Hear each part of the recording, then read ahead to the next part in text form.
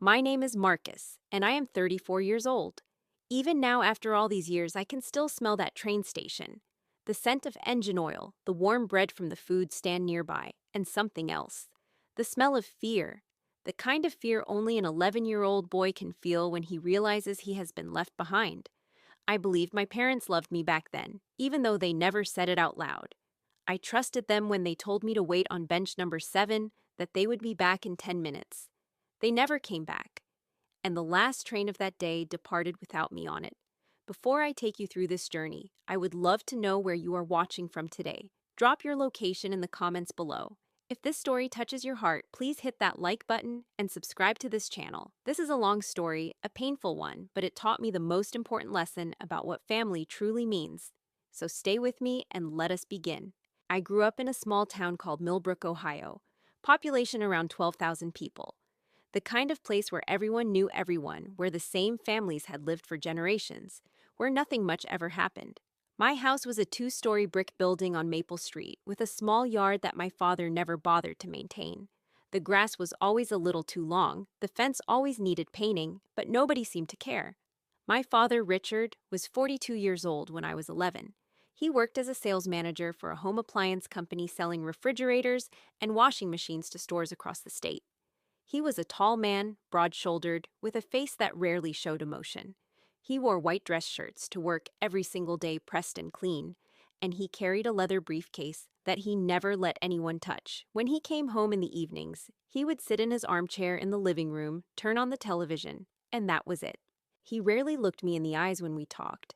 Most of the time, we did not talk at all. My mother, Diane, was 39. She worked as an administrative assistant at a dental clinic downtown. She was a beautiful woman, everyone said so. Brown hair that she curled every morning, makeup applied perfectly, clothes that always matched. She talked a lot on the phone, mostly with friends I never met, about things I never understood. She laughed often, but not with me.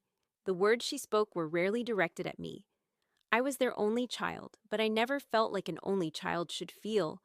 You know how people say that only children get all the attention, all the love, all the focus of their parents?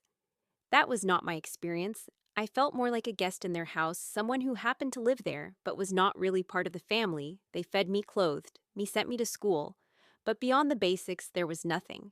The relationship between my parents and me was not violent. They did not hit me, did not scream at me constantly. It was something more subtle, more insidious. It was coldness, indifference, a persistent feeling that I was an inconvenience, a problem they had to manage rather than a child they wanted to raise. My father was rarely home in the evenings. He blamed work, said he had meetings clients to entertain, reports to finish. But even when he was home, he was not present. He sat in his chair, eyes fixed on the television screen, and I could have been invisible for all the attention he paid me. I remember once when I was 9, I built a model airplane from a kit I had saved up to buy with my allowance. I spent 3 weeks on it, carefully gluing each piece, painting it the exact shade of blue that was on the box. When I finished, I brought it to show him. He glanced at it for maybe 2 seconds, said, "That is nice," and turned back to the TV. I stood there for a moment holding my airplane, waiting for something more. Nothing came. I went back to my room and put the airplane on my shelf, where it collected dust for years. My mother was physically present more often, but emotionally she was just as distant. She cooked dinner most nights, but she would set the food on the table and then disappear. Phone calls with her friends, errands she needed to run, shows she wanted to watch in her bedroom. I ate alone at the kitchen table more times than I can count, the silence so thick I could hear the clock ticking in the hallway. I learned to take care of myself early. By the time I was 8, I was waking myself up for school, making my own breakfast, walking to the bus stop alone.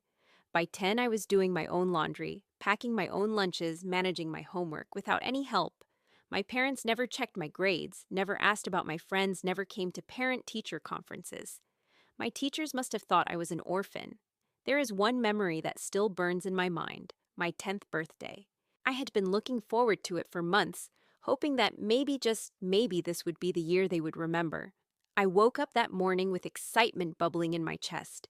I got dressed quickly and ran downstairs expecting something, anything. A cake, a present, a simple, happy birthday. The kitchen was empty. My father had already left for work. My mother was on the phone in her room. I made myself a bowl of cereal and ate it alone, watching the morning light creep across the kitchen floor. The whole day passed. School, homework, dinner. Nothing. Not a word. They forgot. The next day, my mother seemed to suddenly remember. She came home with a small cake from the convenience store, the kind with the plastic lid that you can see through. She set it on the counter and said, "Sorry, honey, Mommy was so busy yesterday." That was it. No candles, no singing, no party. Just a store-bought cake and a half-hearted apology. I ate a slice by myself while she talked on the phone in the other room. That night, I cried into my pillow for the first time I could remember. But I did not let them hear. Despite all of this, I still believed they loved me. I had to believe it. What else could I do? I was a child, and children need to believe their parents love them. It is a survival instinct, a way to make sense of a world that does not make sense. I told myself that they were just different, that they showed love in ways I did not understand. Maybe buying me food was their way of saying they cared. Maybe letting me live in their house was enough. I watched other families with a kind of hungry curiosity. My best friend Tommy had parents who came to every single one of his football games. They sat in the stands with homemade signs, cheering so loud you could hear them across the field. After the games win or lose, they took him out for ice cream. My classmate Sarah had a mother who picked her up from school every day, waiting by the gate with a smile, asking about her day, listening to every word. I watched these interactions like an anthropologist studying a foreign tribe, fascinated and confused. Was that what family was supposed to look like? I told myself my parents were just different. Not worse, just different. They had their own problems, their own stresses. They were not bad people. They just did not know how to be parents. I made excuses for them because the alternative was too painful to accept. And then, about a month before everything changed, I overheard a conversation that gave me hope. It was a Sunday afternoon. I was in my room reading a book when I heard my parents talking in the kitchen. Their voices were low, but I could make out words if I pressed my ear against the door. Florida, 2 weeks, beach resort, luxury hotel. My heart started beating faster. A vacation. We were going on a vacation. A real family vacation, like the ones I saw in movies, like the ones Tommy took with his parents every summer. I could barely contain my excitement. I imagined us on the beach, building sandcastles, swimming in the ocean, eating seafood at restaurants with checkered tablecloths. Maybe this was the turning point. Maybe they were finally going to be the parents I needed them to be. The next day, I gathered my courage and asked my mother about the trip. She was putting on her makeup in the bathroom, and I stood in the doorway trying to seem casual. "Mom, are we going on vacation?" She paused her mascara wand halfway to her eye. I saw something flicker across her face. Surprise, annoyance. Then she smiled, but it did not reach her eyes. "Oh, sweetie, that trip is just for adults. You know Mommy and Daddy need some time alone. But do not worry, you will stay with Grandma. You love Grandma, right?" I nodded, swallowing my disappointment. It was not what I had hoped for, but at least I would be with Grandma. My grandmother Evelyn was the one person who made me feel truly loved. She lived a few hours away in Cleveland, and I only saw her a few times a year, but every visit was precious. She baked cookies with me, told me stories about when my mother was young, listened when I talked. She hugged me like she meant it. So I accepted my mother's explanation. I told myself it was fine. Parents needed alone time. That was normal. And I would get to spend 2 whole weeks with Grandma. Maybe this would not be so bad after all. I had no idea what was really coming. I woke up at 6 in the morning on a Saturday in June. The sun was barely up, the light coming through my window pale and gray. My mother had told me the night before to be ready early, that we would drop me off at Grandma's house before they headed to the airport. I was excited, even though I was trying not to show it. 2 weeks with Grandma. I had packed my small suitcase the night before, including my favorite book, an adventure novel that Grandma had given me for Christmas. Downstairs, the house was already buzzing with activity. My parents' suitcases were lined up by the front door, big and expensive looking, with tags from a luggage store I had never heard of. My mother was in the kitchen drinking coffee, her hair already perfect, her outfit already coordinated. My father was loading the suitcases into the car. I ate a quick breakfast cereal again, and then we were off. I sat in the back seat with my small suitcase beside me, watching the town slip away through the window. The streets were quiet at that hour, just a few early joggers and dog walkers. I remember thinking how different the world looked in the morning, how peaceful and full of possibility. My father drove in silence, his eyes fixed on the road. My mother sat in the passenger seat talking on her phone about hotel reservations, about the spa she was planning to visit, about a restaurant someone had recommended. I listened to her voice, trying to imagine what the resort looked like, what it would feel like to swim in a pool overlooking the ocean. Maybe next year, I thought. Maybe next year they would take me. After about an hour of driving, something unexpected happened. Instead of taking the exit toward Cleveland, where Grandma lived, my father took a different turn. I sat up straighter, confused. Dad, where are we going? He did not answer. He just kept driving. We pulled into a large parking lot, and I saw a building I recognized from pictures. Union Station in Columbus, a train station. I had never been inside one before, but I knew what it was. The architecture was grand with high arches and big windows, the kind of building that made you feel small. Why are we at the train station? I asked. My mother turned around in her seat, that same smile on her face. Grandma is going to meet you here, sweetheart. She had some errands nearby, so it was easier for her to pick you up from the station. Is that okay? I nodded, even though something felt strange. Why would Grandma drive all the way to Columbus when we were supposed to go to her house? But I did not question it. I trusted my mother. I trusted both of them. We got out of the car, and I grabbed my suitcase. The station was already busy, even at that early hour. People rushing past with rolling bags, voices echoing off the high ceiling, the sound of trains arriving and departing in the distance. The air smelled like coffee and diesel, with a hint of the pastries being sold at a nearby stand. My mother took my hand and led me through the crowd. My father followed behind, carrying nothing, saying nothing. We walked past ticket counters, past newsstands, past benches filled with waiting passengers, until we reached a quieter area near the back of the station. There was a row of wooden benches against the wall, and my mother pointed to one of them. That is bench number 7, she said, her voice cheerful. You sit right here and wait for Grandma, okay? She will be here in about 10 minutes.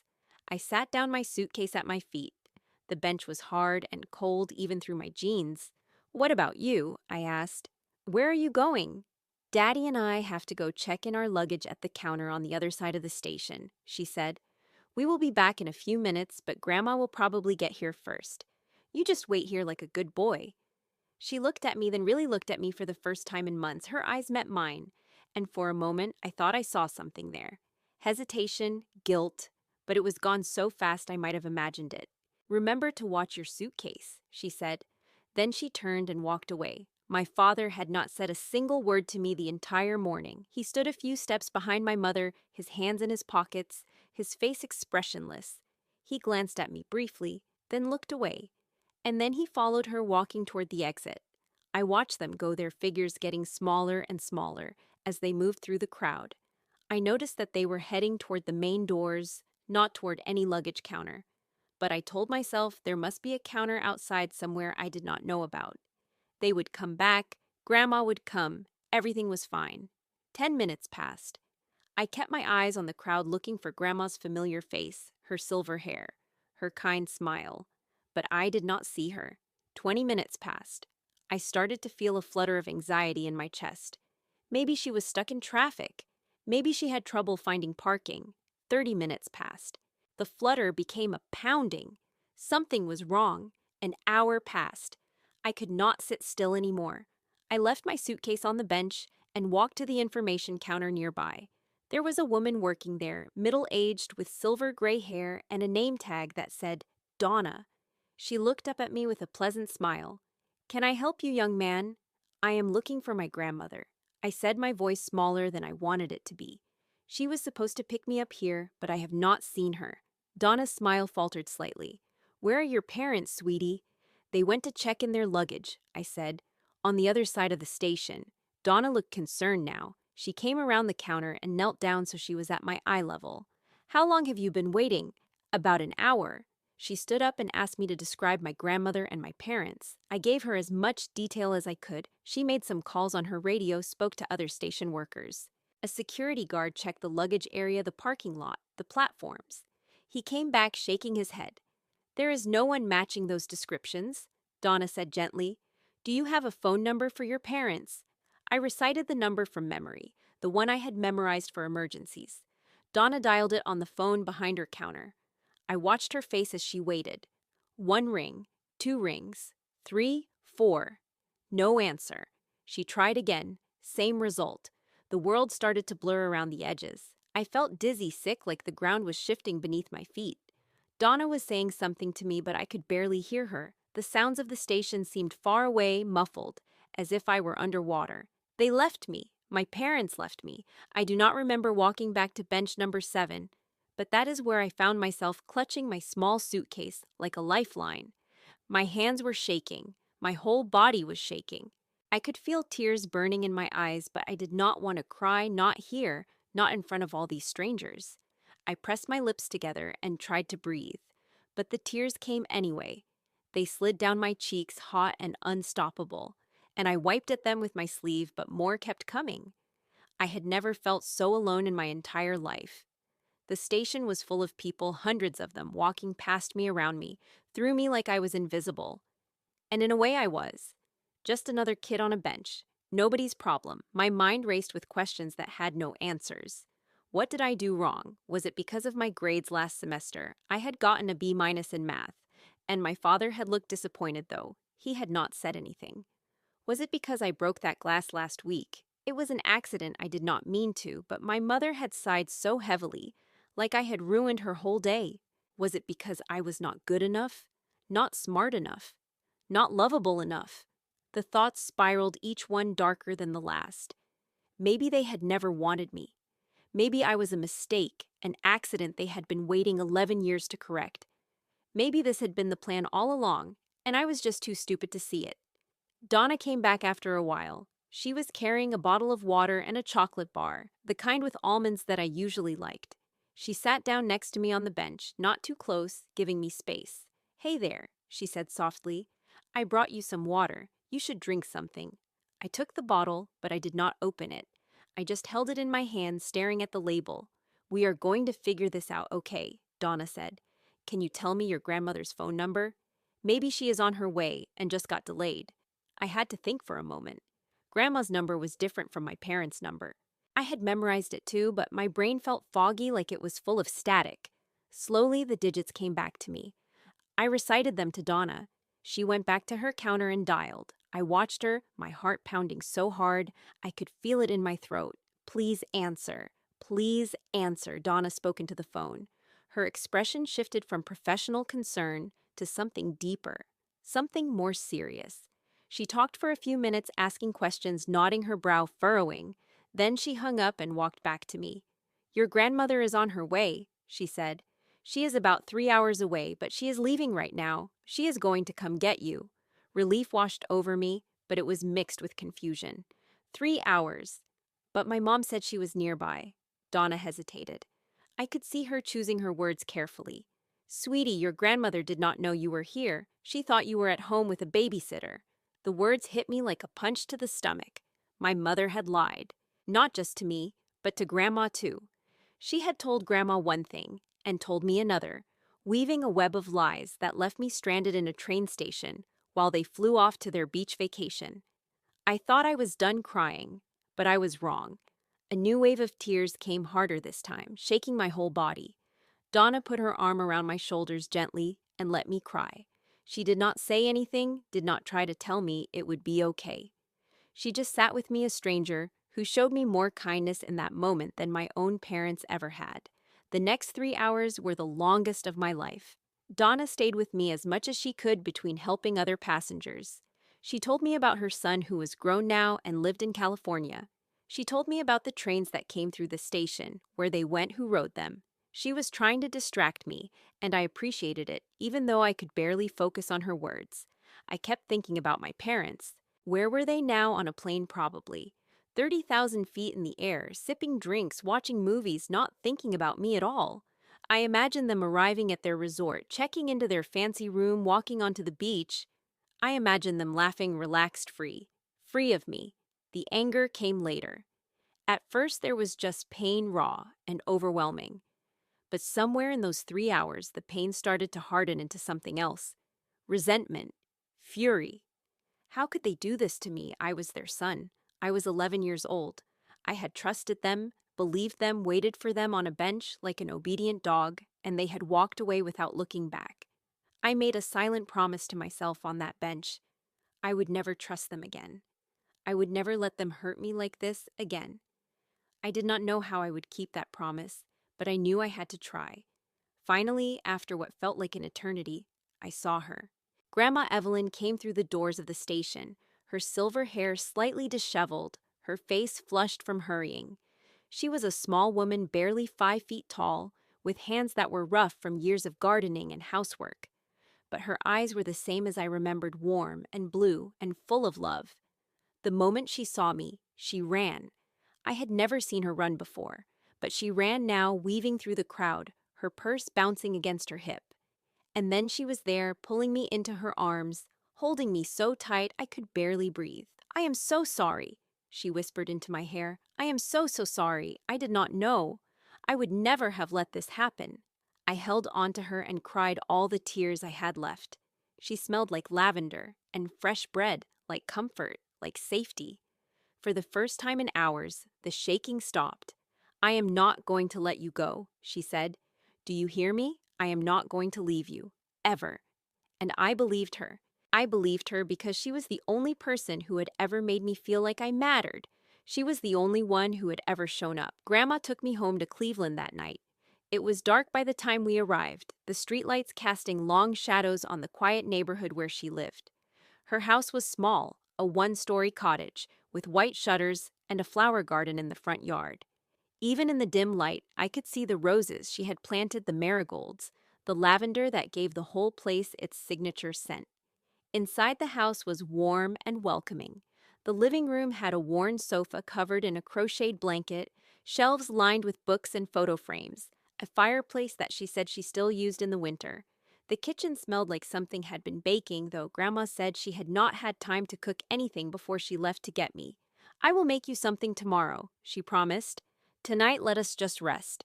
She showed me to my room. It was small, with a single bed, a wooden dresser, and a window that looked out onto the backyard. On the wall hung a few old photographs, and I recognized one of them. A young woman with dark hair and a mischievous smile, my mother, when she was around my age. "This was her room when she was a girl," Grandma said. "I have not changed much since then. I suppose I was always hoping." She did not finish the sentence, but I understood. She had been hoping my mother would come back, would be the daughter she used to be. That hope had not worked out for either of us. The first few days with Grandma were a blur of small kindnesses. She cooked me meals that I actually sat down to eat with her: scrambled eggs and toast for breakfast, homemade soup for lunch, pot roast for dinner. She asked me about my life, about school, about my friends, about my favorite books. And she listened, really listened with her whole attention, like what I said actually mattered. She taught me things too: how to water the garden without drowning the plants, how to knead bread dough until it was smooth and elastic, how to fix a squeaky door hinge with just a little bit of oil. These were simple skills, ordinary things, but they felt extraordinary to me. No one had ever taken the time to teach me anything before. But despite all of this, I could not escape the darkness inside me. It was always there, lurking beneath the surface, waiting for me to let my guard down. At night, it came out in full force. I had nightmares almost every night. The same dream over and over. I was standing in the train station, surrounded by crowds calling for my parents. My voice echoed off the walls, but no one heard me. I ran through the station, searching, but every face was a stranger. And then the station started to empty, the people disappearing one by one until I was completely alone. The lights went out. The silence was absolute. And I woke up screaming. Grandma would come to my room when she heard me. She never scolded me for waking her up, never seemed frustrated or tired. She would sit on the edge of my bed, stroke my hair, and tell me I was safe. Sometimes she sang old songs, lullabies she said my mother used to love. Her voice was thin and wavering, but it was the most beautiful sound I had ever heard. During the day, I tried to act normal. I helped Grandma with chores, read books on the porch, played with the neighbor's dog who came to visit sometimes, but my mind was never still. It kept circling back to the same questions. Did my parents think about me at all? Did they miss me? Did they feel even a shred of guilt for what they had done? A week passed. Then 2 weeks. No phone call from my parents. No letter. Nothing. Grandma tried to reach my mother. I overheard her on the phone one evening, her voice tight with controlled anger. Diane, this is your mother. I have called you 7 times. You need to explain yourself. What you did to that boy is unforgivable. Call me back. But my mother never called back. Not that week, not the next. At the end of June, a letter arrived. It was addressed to Grandma, but when she opened it, she let me read it. My parents' handwriting was on the paper, my father's blocky letters, mixed with my mother's looping script. The letter was short, clinical. It read like a business memo, not a message from parents to their child. Dear Mother, we understand you have concerns about the arrangement with Marcus. We want to assure you that he is in good hands with you. We needed some time to ourselves to work on our marriage, which has been under considerable strain. The trip to Florida was necessary for our mental health. We trust that Marcus will adjust well to living with you for the time being. We will be in touch when we return. Sincerely, Richard and Diane. There was no apology, no acknowledgement of what they had done, no mention of how I might be feeling, just cold clinical justification for abandoning their son at a train station. I read the letter twice, then a third time. The words blurred together. I felt something inside me harden, turn to stone. They did not care. They had never cared. The letter made that perfectly clear. I handed the letter back to Grandma without saying anything. She looked at me, her eyes wet.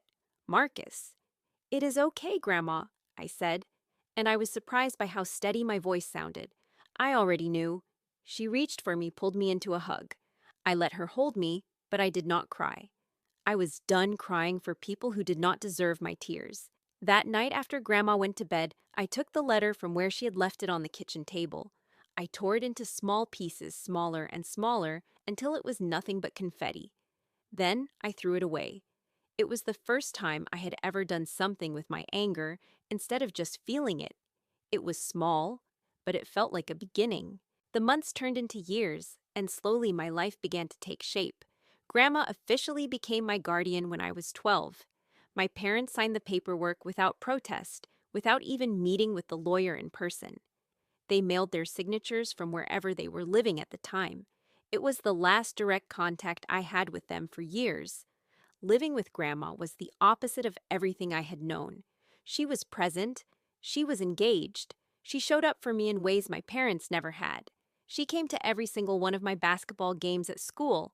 I had joined the team in 7th grade, mostly because I wanted to belong to something, wanted to be part of a group. I was not very good at first, spending most games on the bench, but Grandma came anyway. She sat in the front row of the bleachers, wearing one of my team's colors, clapping and cheering even when I did not play. When I finally started getting some playing time in 8th grade, she was there for every minute. And when I scored my first basket in a real game, she jumped to her feet and cheered so loud that people turned to look. "That is my grandson," she shouted, not caring who heard. I was embarrassed at the time, the way teenagers are embarrassed by everything. But secretly, I was proud. Proud that someone cared enough to be there. Grandma taught me the value of presence. She showed me that love was not just about words. It was about showing up day after day, even when it was inconvenient, even when it was hard. She was 70 years old when I moved in with her, but she never complained about the extra work, the extra noise, the disruption to her quiet life. She embraced it. She embraced me. Under her care, I started to heal. It was slow, painfully slow, with setbacks and dark days, but I was healing. I started doing better in school. I made friends, real friends, who did not know about my past and did not need to. I learned to trust again, one small step at a time. Then, when I was 16, my parents reappeared. I came home from school one day to find Grandma sitting at the kitchen table with a strange expression on her face. She was holding a letter, but this one was different from the cold clinical letter they had sent before. This one was addressed to me. "It is from your mother," Grandma said quietly. "I did not open it. That is your decision." I took the letter to my room and sat on my bed for a long time before opening it. Part of me did not want to know what it said. Part of me wanted to tear it up, unread, the way I had torn up their first letter. But another part, the part that was still an 11-year-old boy standing alone in a train station, needed to know. I opened it. The letter was longer this time, 4 pages of my mother's handwriting. She told me that she and my father had divorced 3 years ago. He was living in Texas now, working for a different company. She had moved to Arizona, started a new job, a new life. She wrote about how she had been thinking about me lately, how she missed me, how she wanted to reconnect. I know I was not the mother you deserved, she wrote. I was going through a difficult time. Your father and I were falling apart, and I could not handle being a mother on top of everything else. I am not making excuses. I know what I did was wrong, but I am hoping you can find it in your heart to give me another chance. I read the letter 3 times. Then I folded it up and put it in my desk drawer. A few days later, my mother called. Grandma handed me the phone without comment, her face carefully neutral. Marcus, is that you? My mother's voice was exactly as I remembered, sweet and melodic, the voice she used when she wanted something. Oh, it is so good to hear your voice. I have missed you so much. I listened to her talk for several minutes. She told me about her apartment in Arizona, about the weather, about her new friends. She asked me about school, about basketball, about grandma. Her voice was warm, affectionate, everything I had wanted to hear when I was 11 years old. But I was not 11 anymore. Mom, I said, interrupting her mid-sentence, I am not coming to visit you. Silence on the other end. I read your letter, I continued, and I understand that you had problems with Dad, that your marriage was falling apart. But that does not explain why you left me at a train station. I was 11. I was your son. And you left me there like I was luggage you did not want to carry. Marcus, she started. You had 5 years to call me. 5 years to write a real letter, to apologize, to explain. But you did not. You did not even come to my middle school graduation. You did not call on my birthdays. And now, out of nowhere, you want another chance. I took a deep breath. I do not think so. The silence stretched out. When my mother spoke again, her voice had changed. The sweetness was gone, replaced by something colder. You do not understand what I was going through. Being a parent is hard. You have no idea what it is like. You are right, I said. I do not know what it is like to be a parent, but I know what it is like to be abandoned by one, and I am not interested in going through that again. I hung up the phone before she could respond. Grandma was watching me from the kitchen doorway. She did not say anything, just walked over and hugged me. I hugged her back. I am proud of you, she said quietly. For what? For standing up for yourself, for knowing your worth. I had not thought of it that way, but she was right. For the first time in my life, I had told my mother the truth about how I felt. I had not begged for her love, had not made excuses for her behavior. I had simply stated the facts and walked away. It felt like freedom. The years continued to pass. I graduated from high school with honors, thanks in no small part to Grandma's unwavering support. She helped me apply for colleges, proofread my essays, drove me to campus visits. When I got accepted to Ohio State with a partial scholarship, she cried with joy. I always knew you would do great things, she said. You have so much potential. Do not ever let anyone make you feel small. College was a new chapter. I was studying social work, drawn to the idea of helping kids who had been through what I had been through. I threw myself into my classes, made friends, joined clubs. For the first time in my life, I felt like I was building something, creating a future that was mine. But in my sophomore year, everything changed. I got a call from Grandma's neighbor. Grandma had collapsed in her garden and been rushed to the hospital. By the time I got there, she was in the intensive care unit, connected to machines that beeped and whirred. The doctors said it was her heart. They were doing everything they could. I stayed by her bedside for 3 days straight, barely sleeping, barely eating. I held her hand, talked to her even when she could not respond, told her all the things I had never said out loud. You saved me, I told her on the second night, my voice breaking. When my parents left me, you were the one who came. You gave me a home, a family, a reason to believe in love. I do not know who I would be without you. I do not want to know. On the third day, she opened her eyes. She was weak, her voice barely a whisper, but she smiled when she saw me. Marcus, she said, my boy. I am here, Grandma. I am not going anywhere. She reached up with trembling fingers and touched my face. You have made me so proud. You are stronger than you know. Remember that. I will. And Marcus? Yes. Find love. Not just romance, but love in all its forms. Friends who care about you. Work that matters. A family of your own someday. She paused, catching her breath. Family is not about blood. It is about who shows up. Remember that too. I will remember. She closed her eyes, still smiling. A few hours later, she was gone. The funeral was small, just a handful of Grandma's friends from church and the neighborhood, a few of my college friends who had made the trip, and me. My parents did not come. I had not invited them, and they did not ask. I gave the eulogy.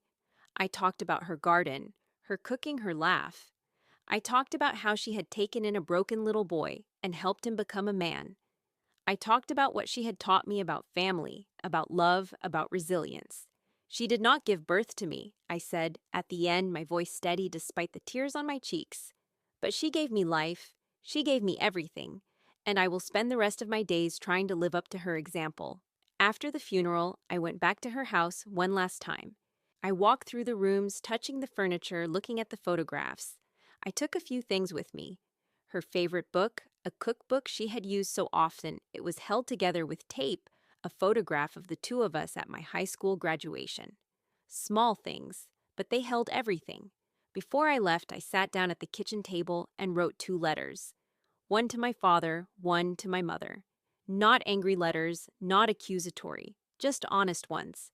I told them about the day at the train station, about how it had felt to realize I had been abandoned. I told them about the years with Grandma, about how she had showed me what real love looked like. I told them that I had spent years being angry, being hurt, being broken. And I told them that I was done. I forgive you, I wrote to each of them. Not because you deserve it, not because what you did was okay. I forgive you because I deserve to be free. I deserve to live my life without carrying the weight of your choices. This is not an invitation to reconnect. This is a goodbye. I mailed the letters and never looked back. My father never responded. I did not expect him to. He had always been a man of silence, and I suppose he stayed true to form even then. My mother responded 2 months later. Her letter was long, full of justifications and explanations. She talked about the stress of her marriage, about her own difficult childhood, about how she had not been equipped to be a mother. She talked about the guilt she had carried, the therapy she had been through, the changes she had made. She asked if we could start fresh. I read the letter once, then put it away. I did not respond. There was nothing she could say that would change what had happened. No explanation could undo the damage. And I had already found what I needed, not from her, but from myself. After graduating from college, I took a job at a nonprofit organization that worked with children who had been abandoned or abused.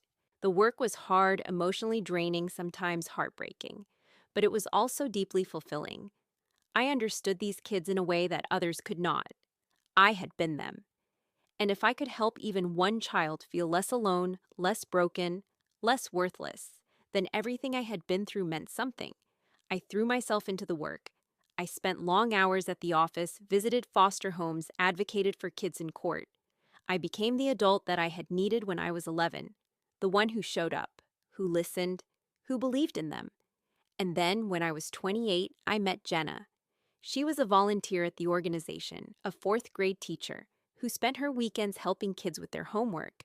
She was funny and kind with curly red hair and a laugh that could fill a room. She noticed me before I noticed her, she told me later. She had watched me working with the kids, seen how patient I was, how gentle. She had decided then that she wanted to know me. Our first conversation was about a 10-year-old boy named Deshaun, who was struggling with reading. Jenna had been working with him for weeks, and she wanted my advice. We talked for an hour long, past the end of her shift, and by the time she left, I knew I wanted to see her again. We started dating a few weeks later. It was the first real relationship I had ever had, and I was terrified. Not of Jenna, but of myself, of opening up, of being vulnerable, of letting someone in only to be abandoned again. One night, about 3 months into our relationship, I told her everything. We were sitting on her couch, and I do not know what prompted it, but the words started coming, and I could not stop them. I told her about my parents, about the train station, about the years with Grandma, about the letters I had written. I told her about the nightmares that still came sometimes, about the fear that lived in the back of my mind, the fear that anyone I loved would eventually leave. When I finished, I could not look at her. I stared at my hands, waiting for her to make an excuse to pull away, to realize that I was too damaged, too complicated, too much. But she did not do any of those things. She took my hands in hers and squeezed them tightly. When I finally looked up, her eyes were wet, but she was smiling. "Marcus," she said, "what your parents did was terrible. There is no excuse for it. But you took that pain and turned it into something beautiful. You help kids every single day. You show them that they matter. That takes so much strength. She paused, squeezing my hands again. I am not going anywhere. You hear me? I am right here. I believed her. Not because she said it, but because she showed it. Day after day, month after month, she showed up. She was there for the good days and the bad days, the victories and the setbacks. She never wavered. We got married 3 years later in a small ceremony at the church Grandma used to attend. I wore a suit that Grandma would have loved, dark blue with a silver tie. Jenna wore a simple white dress, her red hair crowned with flowers. We wrote our own vows, and when I promised to love her, to be present for her, to show up every single day for the rest of our lives, I meant every word. When I was 32, Jenna gave birth to our first child, a boy. We named him Ethan. Holding him for the first time was overwhelming. He was so small, so fragile, so utterly dependent on us. I looked at his tiny face, his little fingers, his eyes that blinked open and seemed to stare right at me, and I felt something shift inside me. A new kind of love, fierce and protective, unlike anything I had ever known. And I made a promise. I will never do to you what was done to me. I whispered to him. I will never leave you. I will never make you feel unwanted. I will be there for your first steps, your first words, your first day of school, your first heartbreak. I will be there for all of it, no matter what. Jenna put her hand on my shoulder. She did not say anything. She did not need to. She understood. As I held my son, I thought about Grandma. I wish she could have met him, could have held him, could have seen the family I had built. But in a way, she was there. Her lessons lived in me. Her love was part of everything I did. She had taught me what family meant, and now I was passing that on to the next generation. I am 34 years old now. Ethan is almost 2, running around our house with endless energy, getting into everything, making us laugh every single day. Jenna and I are talking about having another child maybe next year. I still work with abandoned children, though my role has changed. I am a supervisor now, training new counselors, developing programs, advocating for policy changes. The work never gets easier, but it has become part of who I am. Every child I help is a way of honoring what Grandma did for me, a way of paying forward the love she gave so freely. As for my parents, I do not know where they are now. I have not heard from my father in over a decade. My mother still sends letters, sometimes birthday cards and holiday greetings, always with the same undertone of wanting to reconcile. I do not respond. I have said everything I needed to say. I am not angry anymore. That is what surprises me most. For so many years, the anger was a constant companion, a fire that burned in my chest whenever I thought about what they had done. But somewhere along the way, the fire went out. Not because I forgot, but because I realized that holding on to anger was like drinking poison and expecting the other person to die. The only one it was hurting was me. Letting go of that anger was the hardest thing I have ever done. Harder than standing in that train station at 11 years old. Harder than saying goodbye to Grandma. But it was also the most liberating. When I finally released it, I felt lighter than I had in years. I felt free. The lesson I have learned, the one I carry with me every single day, is this. Family is not about blood. It is not about who gave you life. It is about who gives you love. It is about who shows up when things fall apart. It is about who holds your hand in the darkness and walks with you toward the light. Grandma was my family. Jenna is my family. Ethan is my family. The community I have built, the friends who have stuck by me, the kids I have helped along the way, they are my family too. We are not connected by genetics or legal documents. We are connected by something deeper, by choice, by commitment, by love. Once a month, I take Ethan to visit Grandma's grave. It is a quiet spot in a cemetery in Cleveland under a big oak tree that drops acorns in the fall. I tell him about her, about the roses she grew, the bread she baked, the way she laughed when she was happy.